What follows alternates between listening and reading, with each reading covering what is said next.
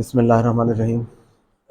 ये आज जो टॉपिक है हमारा addition of vectors by their rectangular components.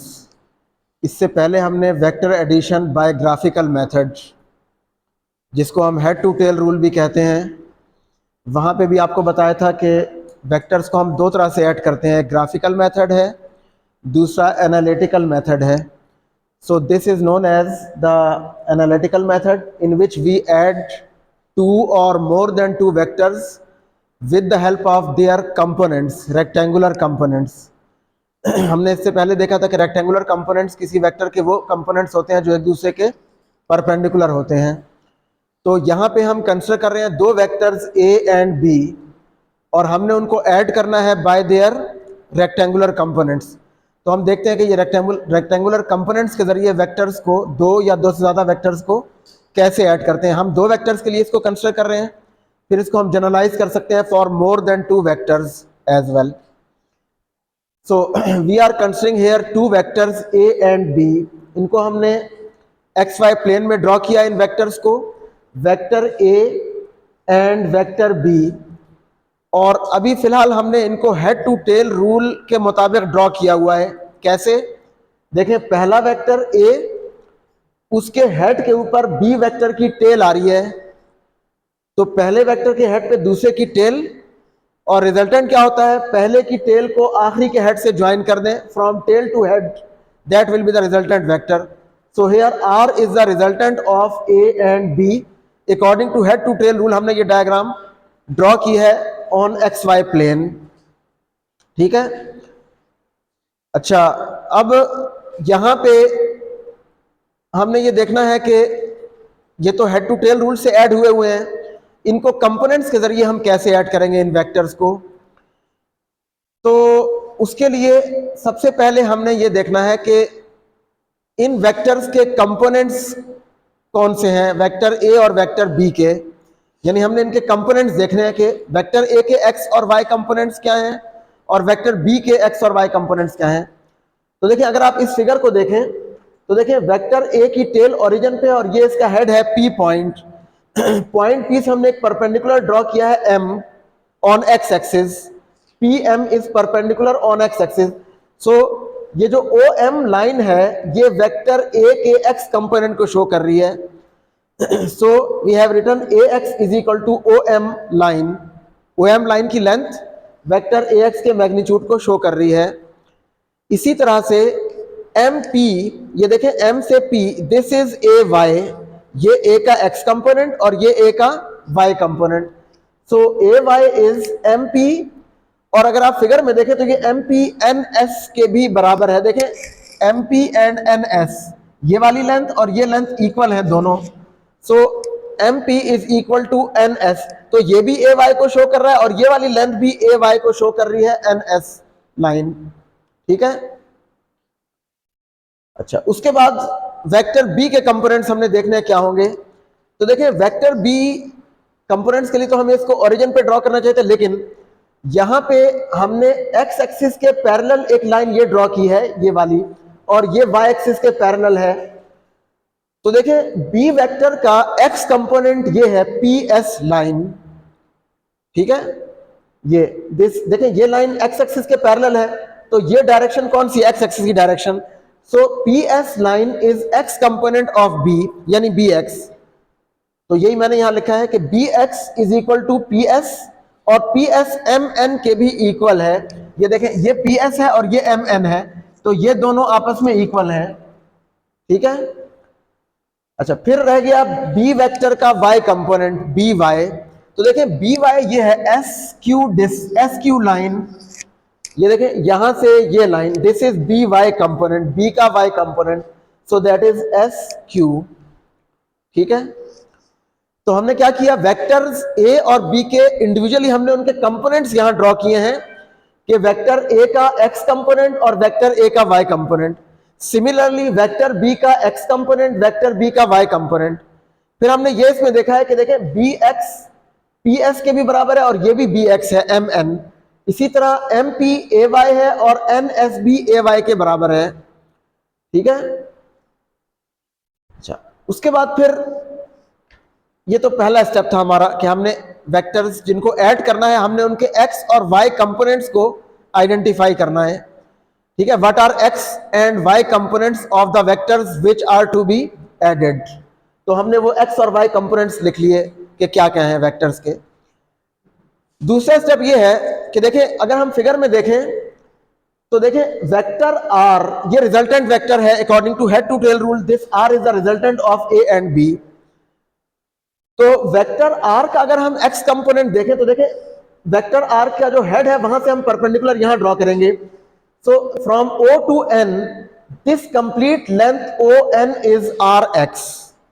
ठीक है, ये जो कंप्लीट लेंथ है ओ से लेके एन तक, यानी यहां से लेके this one is R X. और इसको हम क्या लिख सकते हैं, देखिए मैंने यहां लिखा है R x is equal to O N line and O N can be written as O M plus M N.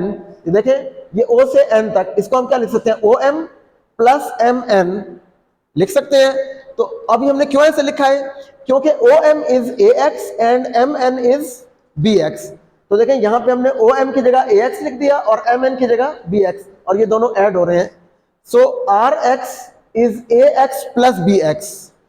यानी इसका मतलब ये हुआ कि जिन वेक्टर्स को ऐड करना है, अगर हम उनके एक्स कंपोनेंट्स को आपस में ऐड कर दें तो हमें रिजल्टेंट का एक्स कंपोनेंट मिल जाएगा R x is equal to A x plus B x.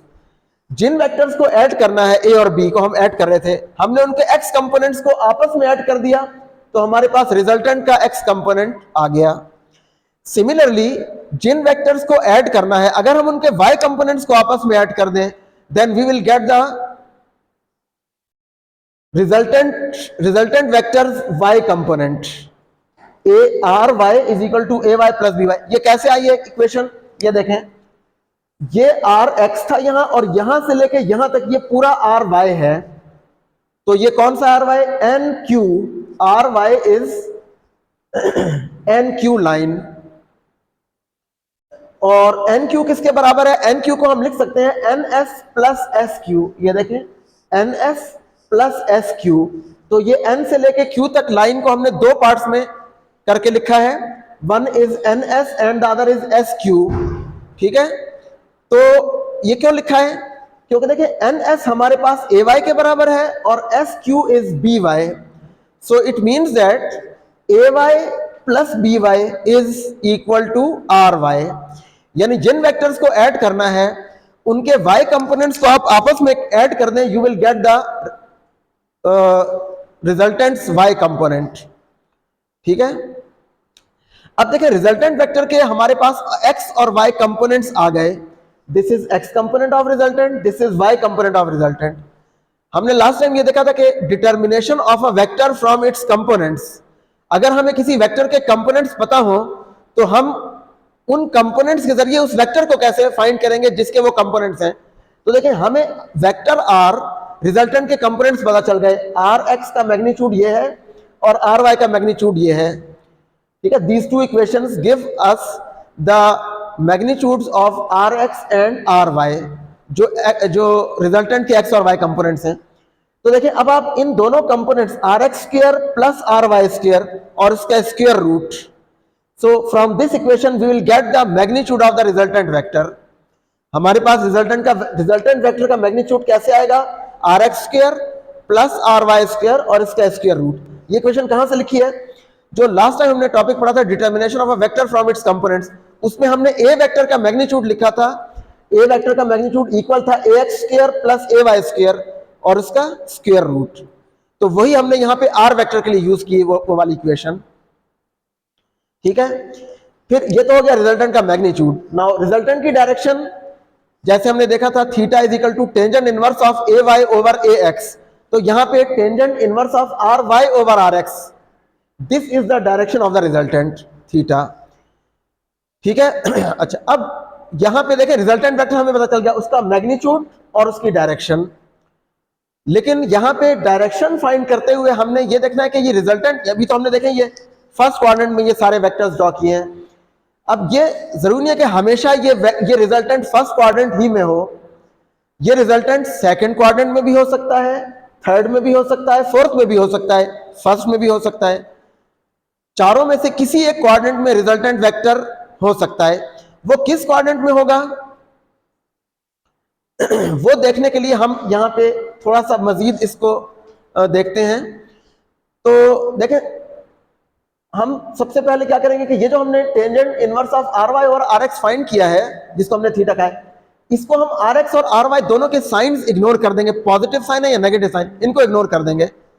और फिर साइंस इग्नोर करके हम ये R X over tangent inverse of R Y over R X find करेंगे विथ पॉजिटिव साइंस। ठीक है, दोनों के साइंस पॉजिटिव लेके फाइंड कर लेंगे कैलकुलेटर से tangent inverse of R Y over R x.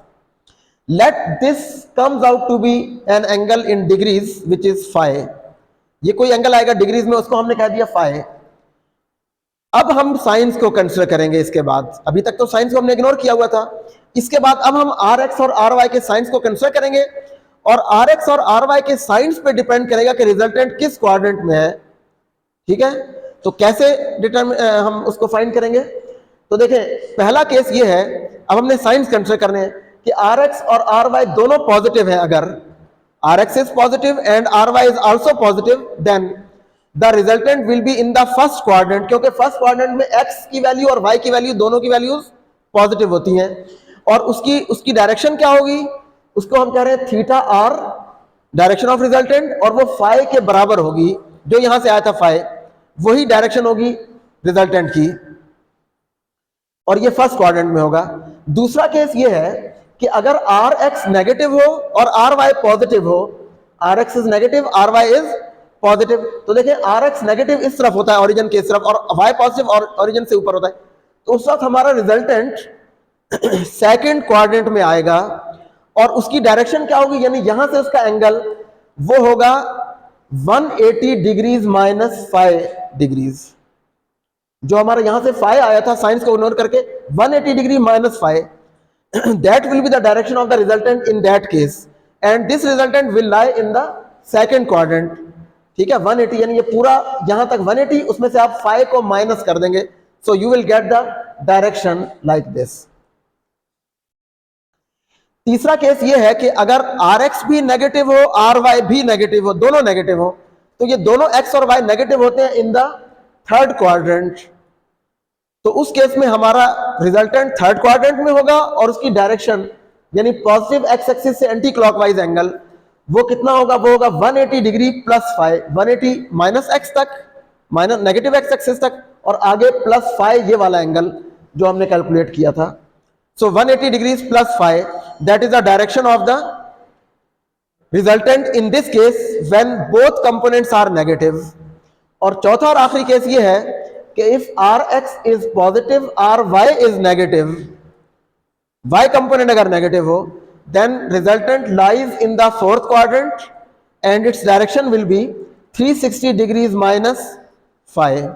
यानी ये पूरा जो एंगल 360 का बनेगा, उसमें से आप 5 माइनस कर देंगे।